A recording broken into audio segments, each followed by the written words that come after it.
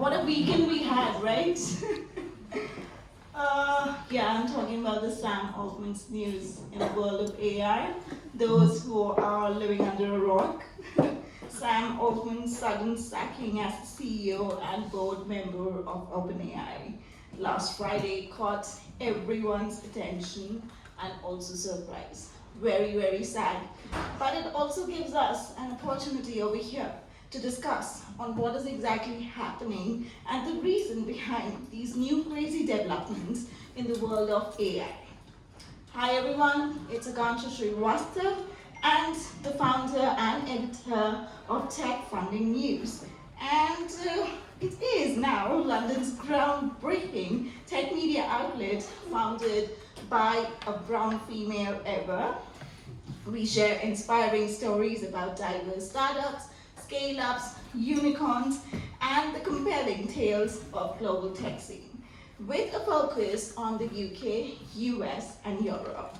I am genuinely delighted and proud to see all of you today filling up the room at Homegrown. A massive thank you to everyone who has joined us, especially my industry friends, consistently helping TFN in the growth.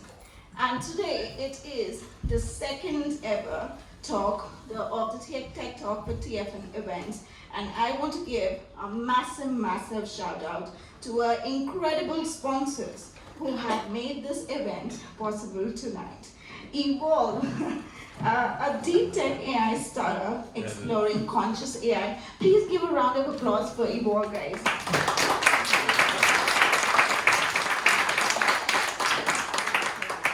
So much. Leading the charge at Evolwe is an incredible female founder, that is Aliya Grig, who is sitting among us. She's a remarkable woman in tech who's done it all. Give a round of applause for Aliya, please. She has got a very rich background with NASA, ESA, Boeing, Google, and so much more. So we are intrigued for today. As always, a big thank you to Homegrown for welcoming TFN from the very first day into their esteemed community and serving as a location partner. We are looking forward to hosting more and more events over here, and in the future, our partnership will always be there. Thank you so much, Homegrown. I know if anyone is present from Homegrown over here, but still. And coming to our esteemed panel today, I would like to welcome all of them, and I would start with Ariana Alexander, who's the founder and co-CEO of Spoke. I got it right? Yeah, you got it right. An award-winning music-led mental health app, and she is also a TEDx speaker and has won multiple awards for her research and activism in mental health.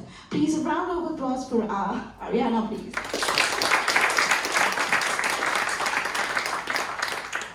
For joining the panel today, Ariana. Thank you so much for making it from New York and coming over here in a jet lag. You're welcome, it's good to be here. Next we have Adam Liska. Thank you for coming over here, and he is the co-founder and CEO of Glyphic. Adam holds accolades of experience in AI and building machine learning products. He's also an ex-DeepMind and Spotify, and he recently raised over 5 million euros to build an AI co-pilot that aims to transform sales team operation. A round of applause for Adam, please. Thank you so much for joining us.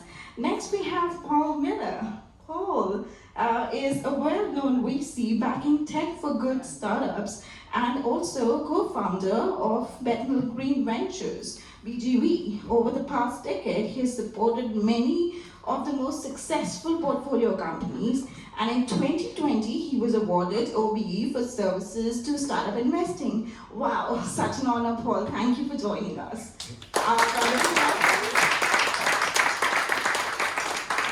And last but not the least, our sponsor, Aliya Grig. Aliya, as I told, is the CEO of Evolwe and also Cosmos City, a space tech innovation hub. Has a rich background in founding and exiting 3 startups, raised over 22 million, and collaborated with NASA, ESA, Boeing, and Google, and recognized as top 100 women in AI and Forbes 30 in Europe. And she's also a TEDx speaker. Again, a round of applause for her. Thank you all for joining this panel today. I am so honored, and as is Tech Funding News. So to kick off our discussion, I would like to hear from each panelist about their take on the recent developments surrounding Sam Altman's removal. What are you? Yeah, right? Why not? So what are your thoughts on this series of events, and what implications do you see as the future of AI for good? Ariana? I'm going to hand it over to someone who maybe understands the context of that a little bit more. So Aliya? Yeah. So hi everyone, it's a pleasure to be here and thank you for inviting me here, Akansha. So, it's a tough question because of course I'm more concerned, and the majority of my work and my company is our own research and our research in consciousness studies and AI and creating an AGI.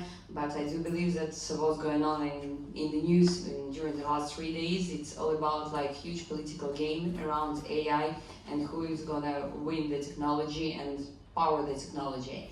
And from my personal perspective and my understanding that it's a huge, currently a gameplay between giants like Microsoft, Google, and other teams, who is going to win AI, who is going to manage this data, and to increase this, I would say, privacy around AI, because Aliya Grig, who is a scientist behind OpenAI technology and behind ChatGPT, I totally share his position that we should kind of like create the responsibility of training AI models and training an AGI. And I believe that Sam was more focused on the business side and trying to promote AI everywhere and to as much people as possible to use ChatGPT. So I believe that the huge point in all this, I would say, discussion and Sam's position, that it's just a battle as usual between scientists and businesses, and who is going to win, like money or like just things doing for good. So, but it's my personal perspective. Right. And what about Paul? Sure. Yeah. Has it changed again whilst we've been on stage? Because I'm slightly loath to give an answer. We know it's changed again. I think you're absolutely right. In some ways, it's the politics of it that's more interesting than the soap opera. But there's another interesting aspect I think it's brought up is around the governance of AI. So this is a decision that one group of people was able to make about another individual, and you have to look back. Okay, well, why was it able to make that decision? And then you start to get into understanding. Actually, there's this very complex governance going on, and not just in OpenAI, but in a lot of AI projects, where there's all kinds of legal instruments that have been put into place. And I think we need to understand that, and I think it's something we'll talk about more, but that I think actually we're at the point where the sort of the human interface with the artificial intelligence industry, if you like, is one of the most interesting things that's developing at the moment, and it shows that there's more complexity than that than perhaps we even realised. True. Adam, you have worked at Google DeepMind, right? Yeah, so I'm going to caveat it as well with the fact that I haven't really watched the developments today, or during the day I haven't really had time, but I would, maybe 2 points here is, one thing is that it seems to be a bit of a breakdown in communication, I think, between the board and then the executive branch there. We've been hearing a lot, I think, about one side of the story, but haven't really heard the other side that much. And so kind of still waiting, I think, to learn a bit more there. One thing that I'd be maybe a bit concerned about is the outcome with maybe a big of the team moving to Microsoft, is that we're kind of reducing the, let's say, the number of companies that are doing foundational research, research into foundational models and actually developing foundational models. So I'd be afraid a little bit about consolidation in the space towards just big tech, basically. And so I'm hoping, there will be OpenAI and that it will continue, and it will continue as a strong entity. But I haven't seen what happened in the last few hours. True. Ariana, do you want to add something to Yeah, I mean, I'm not the expert on this particular. I've been on flights for the past 48 hours trying to get back from New York, so I've missed a whole chunk of this. But I can completely echo what a couple of people have said. Like, something that I'm very worried about is the politics around this, and power and AI being in the control of people who, quite frankly, are going to put money and profits over humanity and over good. And I think as a society we need to fight very, very hard to make sure that doesn't happen, and that's something that I just believe in general. So things like this, I think, highlight that even more for me. But anyway, I can speak about that a little bit more in another question. Sure. No, we completely understand, and it's a bit of shocker news for all of us. And who knew that we all were talking about because of AI, people are going to lose the jobs, and who knew that Sam Altman would be the first one? It's not funny. And also the OpenAI board, Greg Brockman, right? So with this in mind, I have another question for a panel, for a full panel over here, that how human and AI might evolve together in the next decade. At this point of time, people are not sure whether AI will lead humanity to extinction or a new revolutionary and evolutionary stage. What do you think that human technology co-evolution will look like in 2030? Yeah, you want to talk about this? I can go first. Yeah, I go. Oh, that one doesn't work. Sorry. So sorry. That's all right. Yeah, so something I believe very strongly is we need to look at systems change a little bit more. Obviously, AI is an extension to us as humans, and I think it can hugely better how we exist in the world, how we create, what we create. I think there's so much good that we can do, but our system in general is deeply, deeply flawed. And until we start looking at the system and the change that needs to exist within the system, then AI is just going to start, it's going to be a catalyst to the things that are wrong as well as the things that are right. So unless you've got people kind of innovating on both government level, grassroots level, connecting all the dots between the two so we can create this network effect of change in society, and then we use AI to really kind of take the impact home. That's something that I believe very strongly about, how we need to look at AI for the next 20 years. I think there's a lot I'm very scared about, but unless we start looking at, I think we need to take the systems change approach first. Right. Adam, would you like to add something? Yeah, so maybe slightly different approach here, but kind of one thing that I've been always thinking about is that actually when we look, for example, at ChatGPT and the deployment of ChatGPT and people using that model, they kind of realize what AI is capable of, and then it kicked up a lot of the AI safety research and thinking that we have in this space. So one thing that I'd be wary of is just kind of stopping, let's say, AI deployment or AI development while we kind of try to figure out some other bits around regulation, around etc., all those things. Just because I think then the AI development will still continue on the side, but basically people wouldn't be ready, people wouldn't know what's going on and kind of have access to those models. So one thing that I really like about OpenAI support with ChatGPT was this kind of controlled deployment of the model, where it was still a safe application, but people kind of learning what it can do, how it can be misused, maybe started thinking a bit more about the risks that are involved. That's something that I'd like to kind of see over the next 10 years as the AI models become more capable and as people get used to using them in their daily work. That's a very different answer.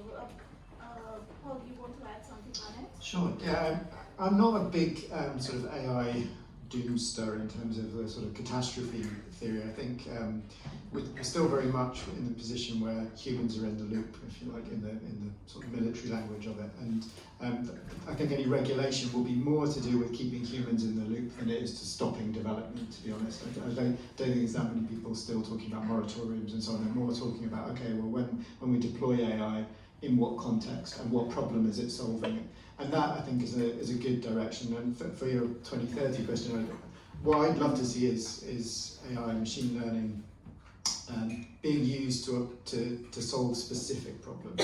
So as getting to a point where it's so widespread that people can know about the tools and how to deploy them in such a way that they can solve problems that they see. I'm not sure that letting AI decide what problems it solves is necessarily a particularly good idea, to be honest. But actually, like that lived experience, like the problems that people face, whether that's in the NHS or in education or so on, if we're developing applications of AI that solve problems where they are, then I'm very positive about the outlook for what we currently call AI. Yeah, like real world problems also. Aliya, do you want to add something? AI can be such a powerful tool when it comes to addressing the biggest challenges. So, what do you think about this? How can AI solve the real world problems? And of course, the question before. Yeah. Well, it actually was the reason why I started my own research and the company in this area 6 years ago, because I do believe that AI, it's kind of like we are facing currently the next industrial revolution. So there were, for example, like imagine like 200 years ago, nobody would imagine like to have a cell phone with video calls or driving its own car and so on, like it was impossible. But right now, like it's our normal and our daily routine. Same thing with AI, it's starting to be like our companion, our daily companion, and I would say co-pilot in both like everyday daily life and, for example, in such a specific work like engineering tasks and different, I would say, challenging things in manufacturing processes. And I believe that through AI we can do two things. So first of all, we can benefit as a humanity in order to open, for example, new opportunities for space exploration, for curing rare diseases, for I would say like dealing with the healthcare issues. It's one angle, and another angle that with AI we can like kind of like capable of doing much more creative job. It's not about okay, like we have an AI now, let's forget about like studying, education and so on. We have in ChatGPT who can write an essay. No, it's another angle. ChatGPT, for example, you can do different routine things, but we as the humans, we have much more spare time to do something creative, to develop ourselves. So I would say, in my perspective, AI is for both evolution for us as a human beings in order to go to a next level of, I would say, creativity, personal growth, personal development, and for us as a society, as a humanity, to discover more opportunities, for example, in space or on our own planet. And that's actually the mission of my personal activities and my company. Yeah, so could you talk more about Evolve AI and how is the conscious AI that you're using and implementing? Yeah, sure. So I'm using the term not an AGI, artificial general intelligence, but a conscious AI, because I believe that, so currently we have AI as a technology which is just generating its information, and I'm not a fan of these conspirational theories that AI will rule the world and it will destroy us, because currently it's only generating information. It doesn't create as a human being. Even if a child, like a small baby, like 2 or 3 years old, it creates something on his own. It doesn't generate millions of pictures in order to say it's a dog or it's a bottle of water. And the same way, we are currently working with different research activities in AI. Specifically, like my team, we are working with Stanford University, with UCL and Middlesex University to discover empathetic and emotional level of AI. So is it possible that, for example, AI can have emotions or understands through human's personality what is personality about, and to have his own personality and opinion about different topics? And we did last year quite an interesting research where we found a perspective how this personality can change AI's attitude towards human beings and towards like being more, I would say open and helpful for people. And another angle is consciousness, because only consciousness what is distinctive from us to robots. And consciousness, I think, like overall, it helps to train AI models to be, I would say, first of all, cheaper and much more cost effective, that they don't just generate information, but they really think as like little babies or like we as an adults about what is wrong, what is good. And the third point of, I would say, what I do believe is important not only for my company, but for us as AI researchers, AI companies overall, is to create kind of like, I would say, rules like Isaac Asimov rules for robots, the same way So what AI should do and what it should not do. Kind of like constitution, but it's not like giant companies like Google and Microsoft should do this. It's us as a people, as a society should create this as a constitution for AI, how it should be implemented in our own lives. And speaking about Evolwe, so basically we are currently working on 3 major tasks. So first is conscious AI as a technology, which I mentioned. Second is robotics for manufacturing, and we are currently providing a tool for engineers, like a co-pilot, in order to optimize their workflow. And we are working with 5 manufacturing producers in Europe and Middle East to create smooth operational processes. And third, we created an AI companion for like daily life, who is kind of like I would say a companion who can optimize overall, I would say, life path and help to reach goals and accomplish life missions. So yeah, it's basically about us and our activities. That's wonderful. I mean, I take this. Yeah, Aliya has been doing a lot of work. Whenever I have a meeting with her, she's always in a car. And so coming back to the point that AI has already been deployed as a key component for many real-world applications, and also a positive impact on things like making renewable energy as an alternate to fossil fuel, or having different languages to understand fertility tools. That's something new AI exploring, and even mental well-being. With that in mind, my next question is for Ariana. Could you provide more details about the initiatives that you are undertaking at Spoke to promote mental wellness, and specifically what issues you're aiming to address, and how is AI playing a good role in that?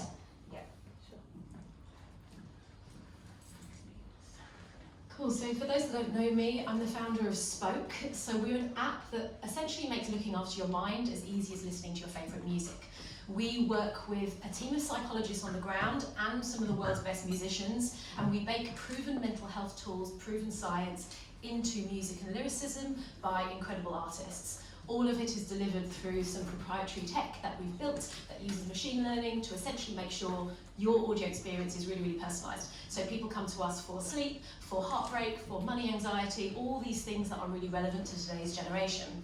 So the reason why our app, we haven't done much marketing yet, but we have got about 30,000 strong community here in London.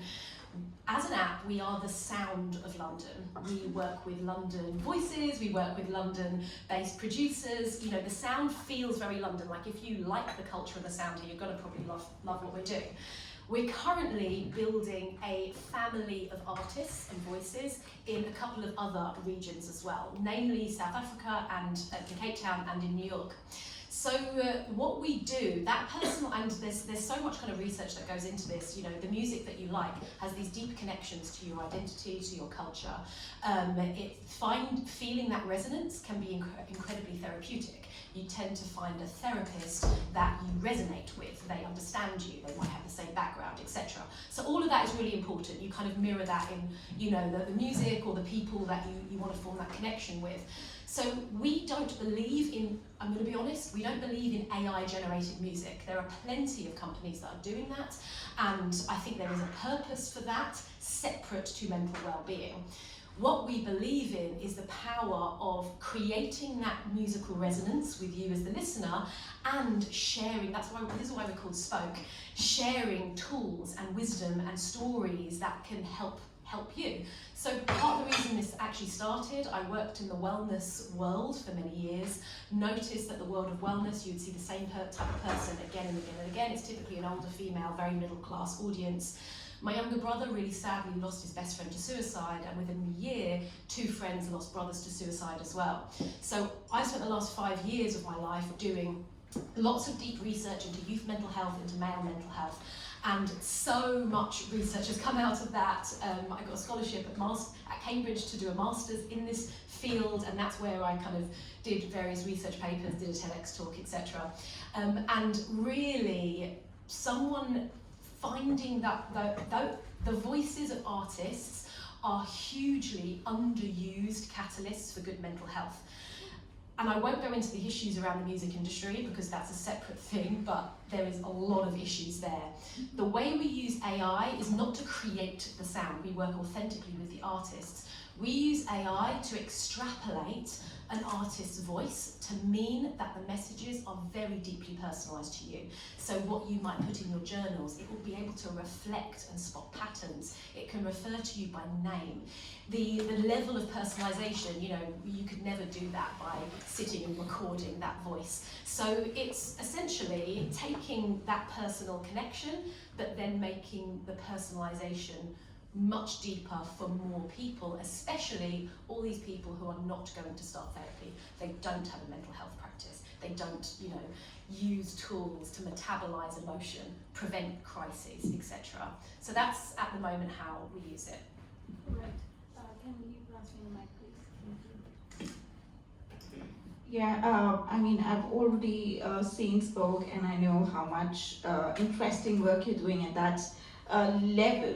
I mean, already you're getting so many users over there. But I also want to shift focus over here to a very important element, that is diversity. And I especially want to hear your opinion on the same. As someone with mixed heritage, right? You're half Iranian and half English. And how, according to you, is AI contributing to breaking biases and fostering transformation and diversity and equity and inclusion? Yeah, I mean, I feel like I might not have the most eloquent answer to this because I think I'm kind of on the fringe of it. These guys are the AI specialists. I'm not an AI specialist. We work with it. My heritage, I'm half Persian, half English. So my dad's from Iran. And I think it comes back again to who owns these systems, and you know, AI can be used for or against people, and let me actually think. Sorry, I had an answer and now I've kind of diverted away from that, so it doesn't feel right anymore. But does anybody else have any thoughts? Adam, and then I'll kind of jump Adam in. can speak about one issue inherent bias in AI system, which exists, and also the AI algorithms because of the biases present in training data. And another concern is the potential over-reliance on AI for decision making. So as a former DeepMind employee and the founder of Glyphic, and with an intense background on building AI projects, could you elaborate your journey and shed some light on how AI holds immense potential in revolutionizing the first spaces in terms of D&I? Yeah, no, definitely, and I'm going to latch on to kind of the automated decision-making point. I think there, it's because there's this discussion around maybe automating tasks and augmenting workers, and I'm really excited about the augmenting side, where we're actually developing tools that help current workers with kind of with their daily jobs, so that they don't have to spend time on drudgery they don't have to spend time on drudgery and focus on things that really matter. And I think the kind of biases in decision making, if you do the augmentation and you always have human in the loop in the kind of the military sense, you kind of, it's one way to address this, so that you never let the systems make decisions on their own, but kind of feed that information to humans so that humans can make that decision. And I think over the next years, this would be my kind of favorite way of deploying AI systems, as we kind of learn about their decision making, their biases and their problems. And that's, again, going back to, let's say, for example, the ChatGPT deployment. That's why I like this approach, where kind of together we're all learning about the problems that these systems can have, and we can then better address them, but also expect them when we're relying on those results. And I think that will be one of the main things for the next few years, is people just learning to work with AI augmented systems, and kind of learning how to interpret those results and work with them. Does anyone else wants to add on the diversity and inclusion, breaking the bias of AI? I mean, I think we're in the situation where like a lot of tech that has been that has come into our lives over the last probably 100 years now has entrenched inequalities, and I think we're more aware of that now than perhaps we were even a few years ago, and that's good. But we haven't come up with answers to stop that from happening. We've got lots of little ideas, but I don't think there's a systematic approach to addressing inequality and sort of addressing diversity issues and inclusion issues in tech yet. We've just got to keep on working at it, as far as I can see. So I think there's an interesting piece around, like, who does AI empower? So to your point, not just does AI make decisions that might be discriminatory or all that kind of thing, but how does it shift power in society? So is it that we can, by giving particular groups of people more access to AI tools, do we empower different groups of people? And that's something to be very aware of as well. So the pace of deployment, how evenly it's deployed, is going to have huge impacts on diversity and inclusion in society as well. Yeah, just a small, I totally agree with what you just said, but just from my perspective, I also think it's important that how we train these models with different, I would say, again, like backgrounds, same way that we are, for example, teaching.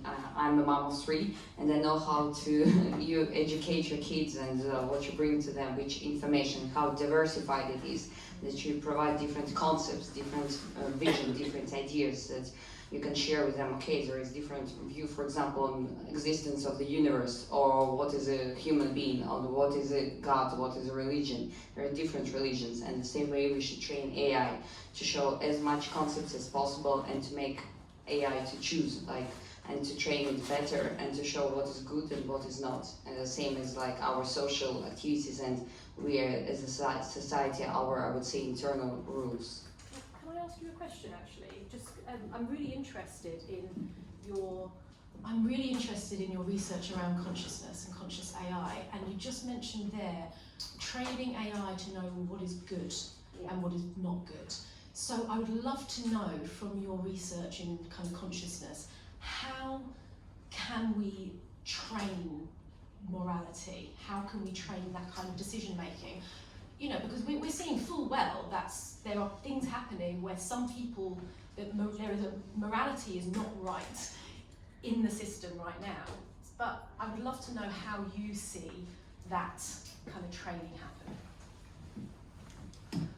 Yeah, so that's why I mentioned at the beginning about emotions and psychology overall, because the foundation of our research is the understanding of human emotions and human psychology. We have in our research group and in my company psychology, psycholinguistics, and we work a lot with neurobiology and neuroscience. And the origin of all this, and like speaking about morality, is also like human neurobiology, because we as a humans, we have like the basics as a basic foundation inside our brain. When we're born, we have instincts. We have instincts to survive, for example, or we have instincts to understand and how to work in a group, and that's what makes us different. I don't know, comparing with sharks or with a fish or with other types of mammals. And we put inside the architecture of AI, and we are experimenting a lot. So for example, when we put emotion and this emotional angle, what AI understands and how it behaves. Or for example, if we put different personalities or make AI to understand different people and different personalities, their different psychological reactions, psychological attitude towards each other, towards different situations. For example, we were training on compassion, or can AI provide a compassion? I mean a real compassion, not generative compassion, but a real compassion. And how it reacts, and how it really reacts. And it's really interesting studies which we can show. We plan actually to publish this article in a couple of months, and I'd be happy to share it with you, because we trained the AI to provide compassion in different, I would say, challenging situations, and in the situations like death, or for example, loss of some close people.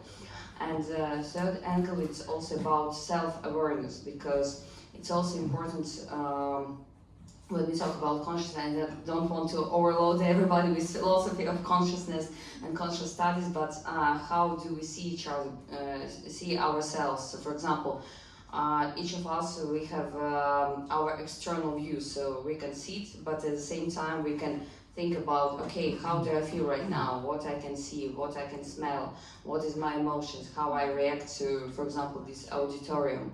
And that's also important to train AI to be self-aware of itself, and it provides these different angles of, I would say, basically answering what is morality about, and him to decide, like, is it an instinct right now, or am I really want to do this, and at least to provide these basic, I would say, rules. That's why I mentioned constitutionally, because when you're, for example, growing a kid, you explain to him, okay, it's bad to go and just push somebody, or it's good to provide some compassion, or which emotions do you feel right now.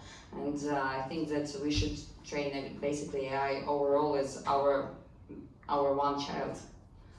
If to sum up, yeah. Hope I answered. It's a really long discussion, and I'm just trying to sense. No, it's so interesting, and I'd love to learn more at some point. Yeah, with pleasure. I guess you're also exploring metaverse over there, right? And space tech. Yeah, because previously one of my companies, we created a 3D printer to print in outer space and to create space constructions. We tested the technology at the International Space Station in 2016, and what I faced back in 2016 that it was quite challenging for an astronaut to go to test different technologies, and you need kind of like lots of training and exploration how to use, for example, like even an existing 3D printer. And we are currently testing the robot here on Earth, but we have a plan to send it to space hopefully in 2 or 3 years time to test the robot how it can work in hostile environments, and to use it again for like construction, because currently construction is the most interesting angle in space technologies, and it can quite reduce, I would say, cost, efficiency, and time for space exploration and creating like future habitation on Moon or Mars, or like in outer space. So yeah, it's part of my personal research, and well, I'm a fan of space, and I do believe that one day we're gonna travel to space the same way we travel to New York or Cape Town. Wonderful, Aliya. And so my next focus is on Paul for a while. And VCs have faced a lot of scrutiny when it comes to intuition and warm intros when it comes to startup investing and selecting the startups you're going to invest in. And however, with so many of them coming up now, they are also using generative AI as a tool to do screenings and also deal management and sourcing and aligning. So as a founder and CEO and managing partner of BGV, which focuses on tech for good businesses, how do you perceive the future trajectory of AI and its impact on VC startup investment culture? Little question.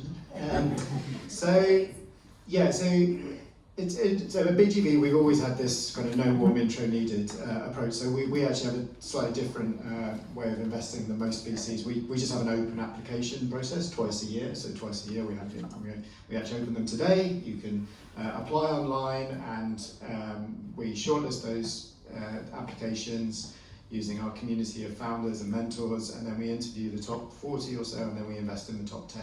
And we do that every 6 months, and that's just our way of doing things. I'm not saying it eliminates bias, but it helps with bias, because it's just a competitive process of one against another, and you can look at all the different factors and you can analyse your decisions, because it's a single process rather than something that happens over time. In terms of AI affecting our business, it's quite interesting. So the first thing that I noticed was, actually this was fairly recently, but I think it was about 6 weeks ago, for the first time when I was talking to somebody and we asked them to fill in a little form, how did you hear about BGV? And for the first time their answer was ChatGPT. Oh wow. And I then started playing around with it, and sure enough, actually, lots of people are now asking ChatGPT, who should I get as investors? And actually, I think in some ways there's probably more founders using AI to help them learn about investors potentially than there are investors using LLMs and so on to learn about startups. So I think it's slightly the other way. And actually, we've added a question to our application this time around. Did you use any form of AI, for example, ChatGPT, in writing your application? And we've only had a handful of applications so far, but the majority of them said yes. And then when you asked them how, they said, "Oh, it gave me more confidence that my answer was in the right format for a VC." And I think that's interesting, actually. People using these things to kind of translate in some ways, because VCs are terrible for jargon and it's very difficult to explain sometimes. So I think there's a really interesting power shift going on because of the AI tools in VC, and I actually generally think it's pretty positive. Yeah, I feel we are the last generation of writers who are not using ChatGPT, and after us, I guess everyone will use it. So that's true. Yeah, sorry. It's more genuine and it's more creative when you create text, not generate them. And of course, you can see that in generated text there is no soul, there is no emotions.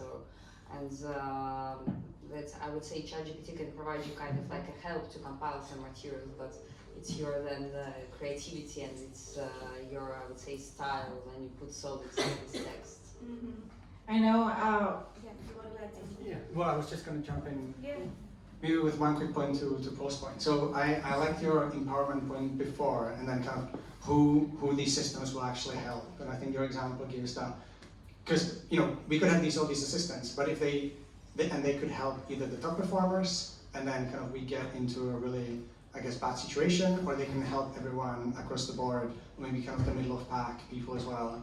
And I'm hoping, for example, that in your case, basically as a first-time founder, it's very difficult to be approaching VCs because you don't know how it works, etc. And so I'm hoping, for example, in your case, these assistants are helping the middle of pack founders who might not, have the pitch down completely, or they don't know how to phrase it properly. But with ChatGPT, they can actually, improve their pitch, and it can actually increase their chances as well. And so I'm really hoping that as we deploy these assistants more widely, we're actually helping the middle of pack workers rather than just the top performers.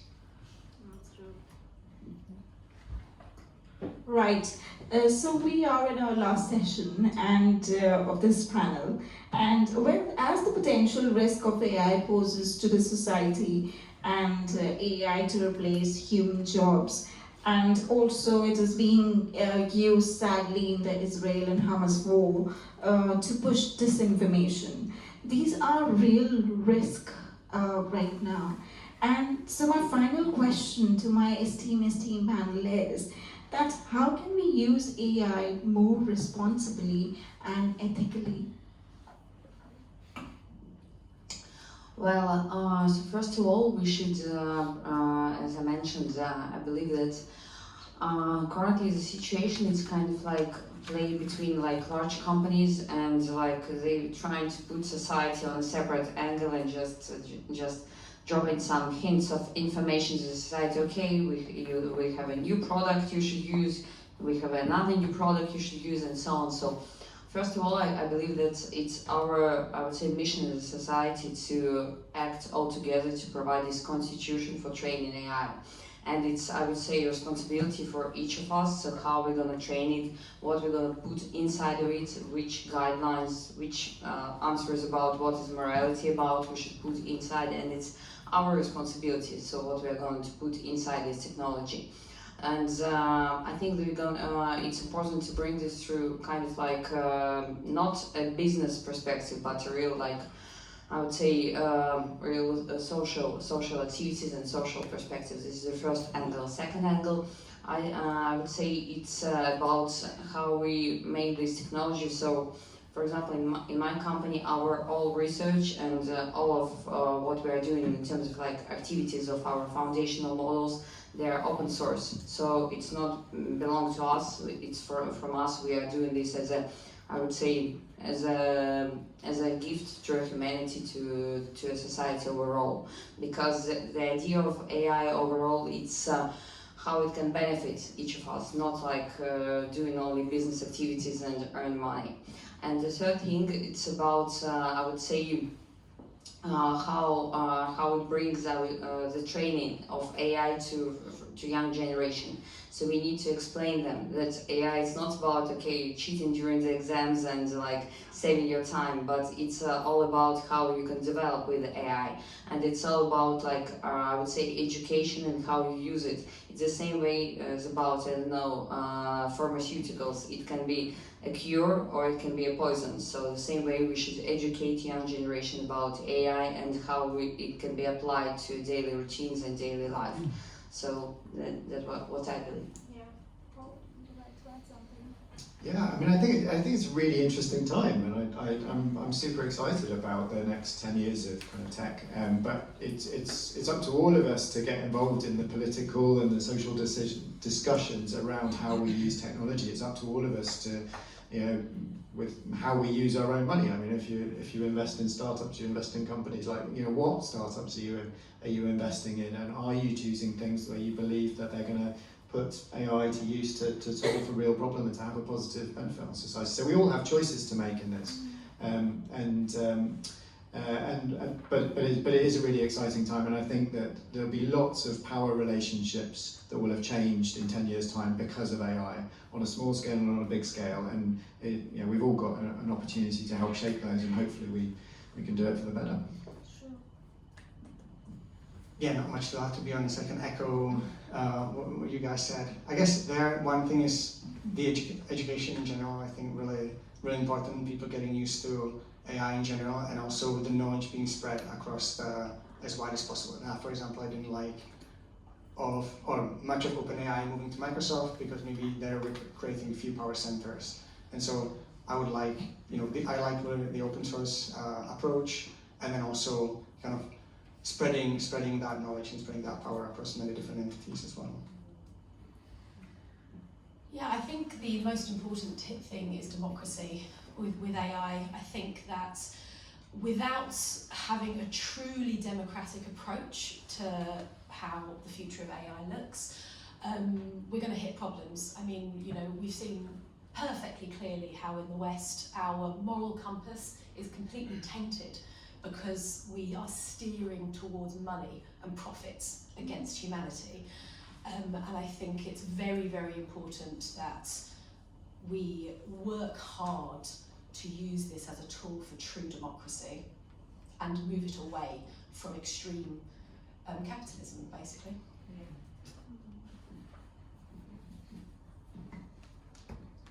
AI is a new technology. We will make errors, but at the same time, I know there's another startup I was reading about which is helping Israel, and also a lot of places where war is going as visual simulation, so that people don't have to be there, but they will get to know even from there. Anyways, we have some time for questions from the audiences, so if anyone has any question, please raise your hand. Yeah. Hi, thanks, very interesting talks and very different perspective. I just want to come back to the question of D&I because that's obviously a very big topic, and if we look at history about women, Dorothy Pullinger was the first woman to adapt cars for women because they were too big to protect us. If you look at AI more recently, Levi's used AI to generate black woman models. And AI made app couldn't scan black skins and was not trained with that. So with all those examples through history, because AI is the new industrial challenge, what can we learn from all those mistakes and move forward into being more inclusive and diverse? No, I was going to say, I think you're the best. I think you're the best person to answer that. Well, I think that we should use the approach which I mentioned already. That's the same way like you're educating your own kid, trying to show as many angles and activities what's going on in the world and as many perspectives, and trying to create this critical thinking. And for example, when I raise my own kids, I'm trying to bring for them this critical thinking and explaining that even, for example, different topics like, I would say, gender can have different angles how we can look at this. So, and different people can have different ideas about what is gender about, and should we mention this or should we mention this, or should we think in this way or that way. And this is a child who then decide like, okay, I have this idea, this idea, this idea, this idea. And it's not, it doesn't mean that this idea is bad and this idea is good.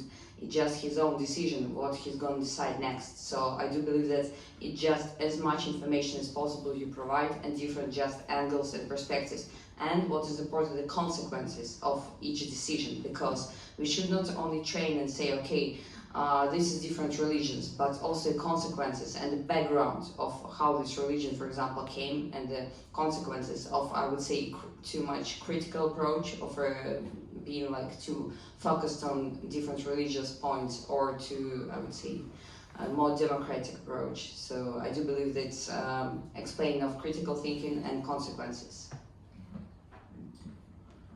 Yeah, true. Yes, over there. Hi, in the context Could you please introduce yourself? Sure, yeah. I'm Albu from the Children's Investment Fund Foundation. In the context of tackling climate change, can you perhaps discuss a concrete example where AI has made a positive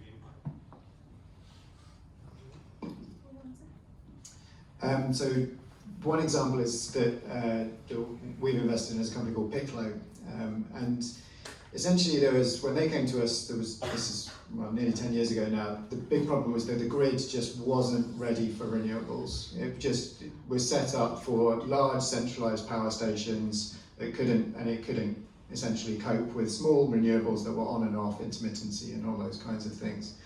What Piccolo invented was the idea of what's now called a flexibility marketplace. So it basically allows people who've got small renewables or storage, or they're able to turn up and down their demand at any one time. It allows those to be mixed, if you like, in the most efficient and profitable, actually, from the point of view of the provider's mix. And they use machine learning to make that happen.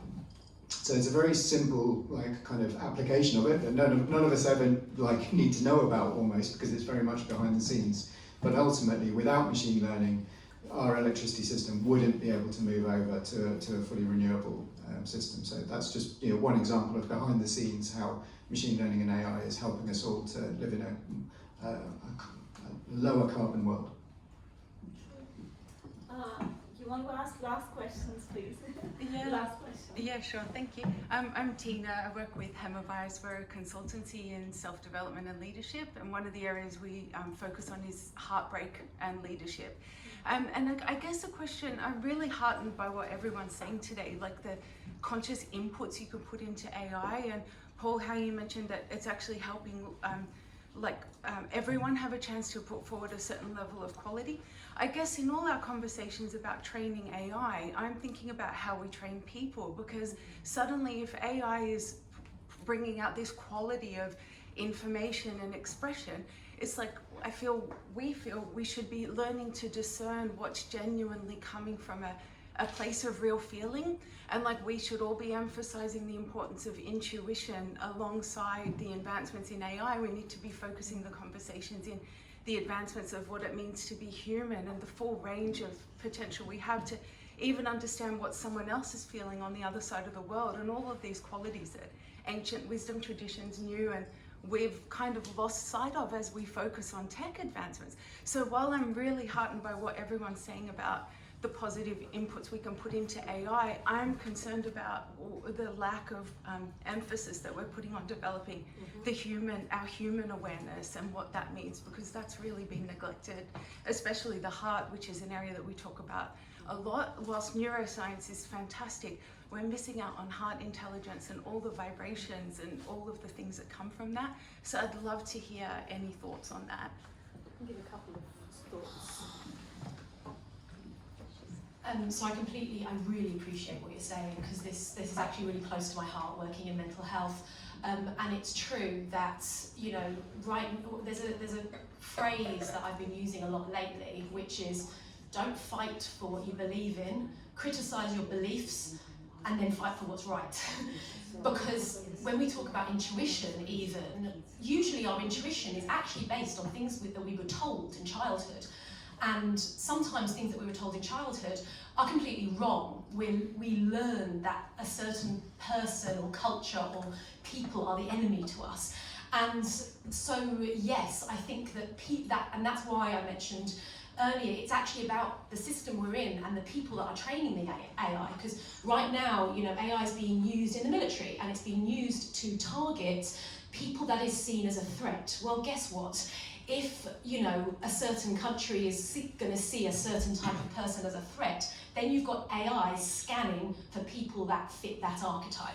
So I don't know the answer to your question, but I completely agree. It starts with the people, and it starts with educating people and connecting to what it even is to be human, and then taking it from there. And that's why I believe so strongly in systems change and creating a new system that puts genuine humanity first rather than profits, which and that's what we do in the West. Everything is led by profits, and it's killing us all. It's ruining our mental health. I'm telling you this honestly, so yeah.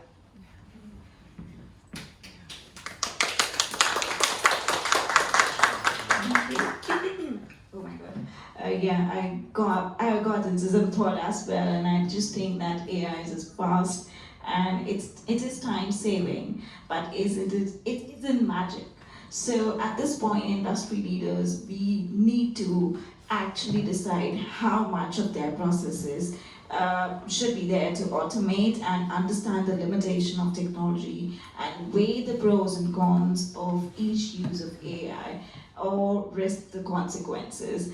And with that, I think we are beyond the time of this panel discussion. It has been good as always, and it's time to wrap up. And I'm really, really thankful to the wonderful panelists and the audiences. Thank you so much for being there.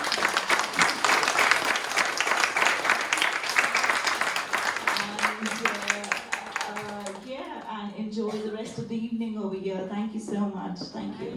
Thank you.